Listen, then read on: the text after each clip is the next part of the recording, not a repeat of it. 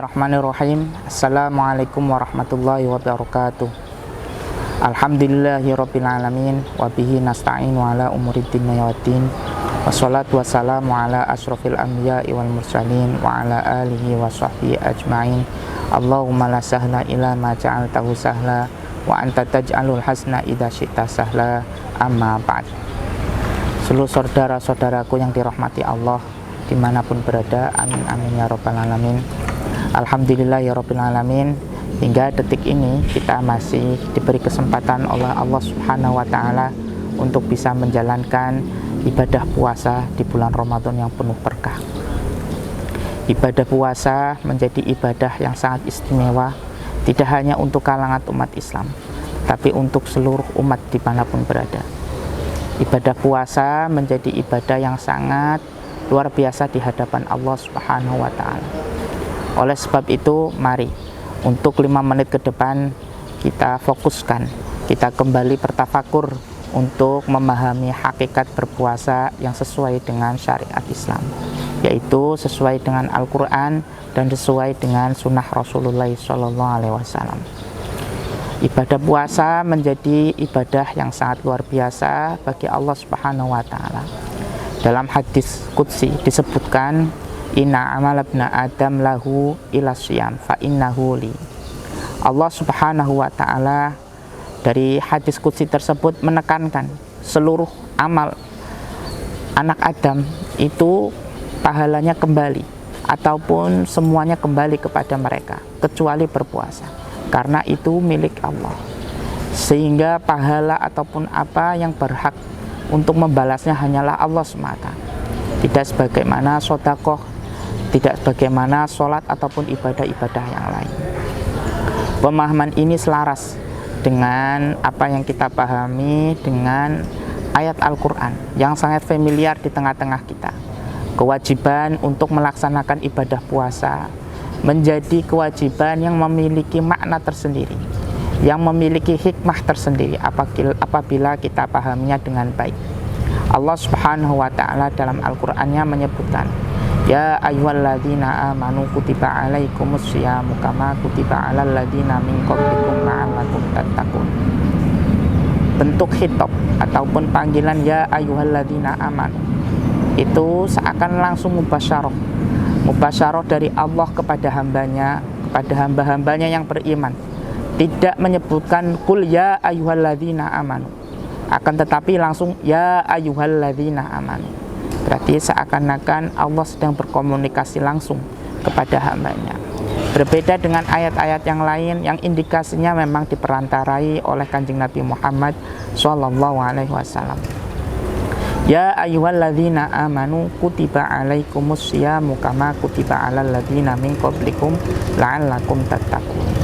Redaksi pemilihan menggunakan kutiba, padahal makna yang dikehendaki adalah furido, itu diwajibkan.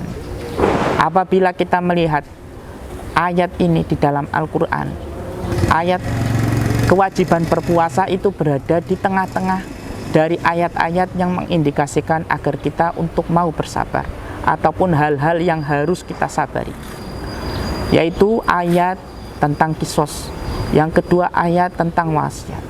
Kemudian di akhir setelah puasa ada ayat yang menjelaskan tentang haji. Al-hajju asyhurum ma'lumat. Kita apabila melihat konteks hukum, yang pertama kisos, yang kedua adalah wasiat, yang ketiga adalah bentuk dari haji. Semua adalah bentuk-bentuk syariat yang memberikan tekanan kepada kita agar kita mau bersabar. Dan tekanan itu ternyata nampaknya tidak begitu ketika kita melihat berpuasa apabila redaksinya menggunakan furido saja. Masih banyak dari kita yang seakan-akan menggampangkan ibadah yang satu ini, ibadah berbentuk puasa. Oleh sebab itu, agar penekanan ini lebih, agar penekanan ini ada tingkat plusnya, sehingga tidak hanya sekedar furido, tetapi menggunakan redaksi kutiba, yang mana kutiba apabila kita aplikasikan dalam kehidupan kita sehari-hari pada saat ini, itu akan terasa, sangat terasa ketika kita melakukan pekerjaan, perjanjian di hitam di atas putih. Itu akan semakin kuat perjanjian tersebut. Oleh sebab itu tidak heran apabila ahli mufassirin yang memilih memberikan tafsiran mengapa tidak menggunakan lafadz kutiba, kenapa tidak menggunakan lafadz furido tetapi menggunakan lafadz kutiba. Sungguh luar biasa makna tersebut. Di akhir ayat la'allakum tattaqun, ini menjadi hikmah di mana berpuasa akan menjadikan kita bertakwa. Namun takwa yang seperti apa yang bisa menjadikan kita dengan berpuasa bisa menjadi orang yang bertakwa? Para mufassir menjelaskan maksudnya bertakwa setidaknya kita terhindarkan dari api neraka, terjaga dari api neraka. Masya Allah, bagaimana mungkin kita kok dengan berpuasa kolerasinya apa? Dengan berpuasa kita bisa menjadi orang yang terhindar dari api neraka.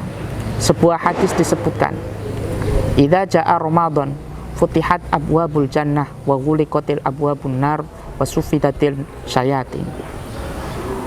Kita sering menafsirkan ini menjadi hadis yang sangat populer, di mana ketika datang bulan Ramadan maka pintu-pintu surga terbuka, pintu-pintu neraka terkunci, dan para setan dibelenggu.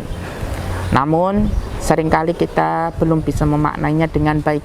Masih ada pemahaman-pemahaman yang kurang tepat dalam memahami hadis Nabi Muhammad SAW terkait puasa tersebut. Apabila kita pahami dengan seksama, futihat abwabul jannah, dibukanya pintu-pintu surga, itu bukan berarti ketika datang bulan Ramadan seketika pintu surga itu terbuka lebar, bukan. Tetapi dibukanya amal yang berlipat ganda yang menjadikan kita mungkin masuk surga lebih cepat dan lebih peluangnya lebih banyak, karena amal di bulan puasa dilipat gandakan. Para ulama banyak juga disebutkan dalam hadis yang menyebutkan ada yang dari 10 sampai 90, ada yang menyebutkan 10 sampai 700 kali lipat, ada bahkan yang menyebut sampai 900 kali lipat. Sungguh luar biasa apabila ibadah-ibadah yang biasa kita lakukan setiap harinya hanya mendapatkan beberapa pahala, tetapi ketika bulan Ramadan datang dilipat gandakan. Kemudian wa ghuliqat abwabul nar, dikuncinya pintu-pintu neraka. Bukan berarti ketika datang bulan Ramadan pintu neraka kemudian ditutup, dikunci. Akan tetapi memang di waktu bulan Ramadan banyak sekali praktek-praktek maksiat yang kemudian dihentikan. Banyak sekali sebuah praktek-praktek maksiat yang kemudian diminimalisir dengan praktek berpuasa. Dan yang paling penting, wasufidatis syayatin, para setan itu dibelenggu. Bukan berarti para setan tidak mungkin berkeliaran, karena hal ini tidak selaras, tidak berjalan dengan hadis Nabi Muhammad SAW yang menyebutkan inna syayatina yajri min ibni adam majrad dam, bahwasanya setan itu akan selalu mengganggu manusia selama darah ini mengalir, mengganggunya di antara selip-selip darah yang mengalir. Jadi bagaimana dengan pemahaman ayat pemahaman hadis Nabi Muhammad wasufidatis syayatin? Itu maksudnya meminimalisir para setan untuk menggoda manusia yang sedang berpuasa.